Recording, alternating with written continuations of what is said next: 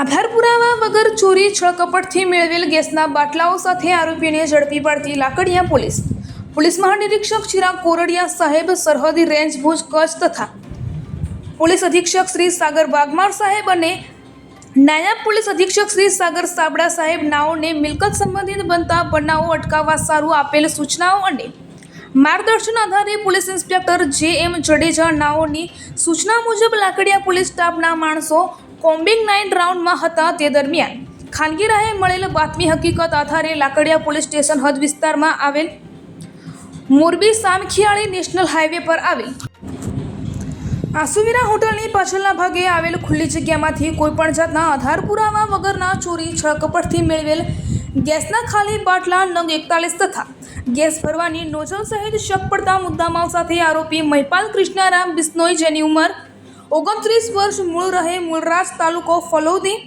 જિલ્લો જોધપુર, રાજસ્થાન, રહે હાલ શક્તિનગર, મુન્દ્રા, તાલુકો મુન્દ્રા, કચ્છવાળાને ઝડપી પાડવામાં આવેલ અને ઉપરોક્ત મુદ્દામાલ BNSSની કલમ 106 મુજબ કબજે લઈ પકડાયેલ આરોપીને BNSSની કલમ 35(1) તળે ધોરણસર અટક કરી આગળની વધુ તપાસ હાથ ધરવામાં આવેલ છે. પકડાયેલ આરોપી મહિપાલ કૃષ્ણારામ બિશ્નોઈ, જેની ઉંમર 29 વર્ષ, મૂળ રહે મૂળરાજ, તાલુકો ફલોદી, જિલ્લો જોધપુર, રાજસ્થાન, હાલ રહે શક્તિનગર, મુન્દ્રા, તાલુકો મુન્દ્રા, કચ્છ.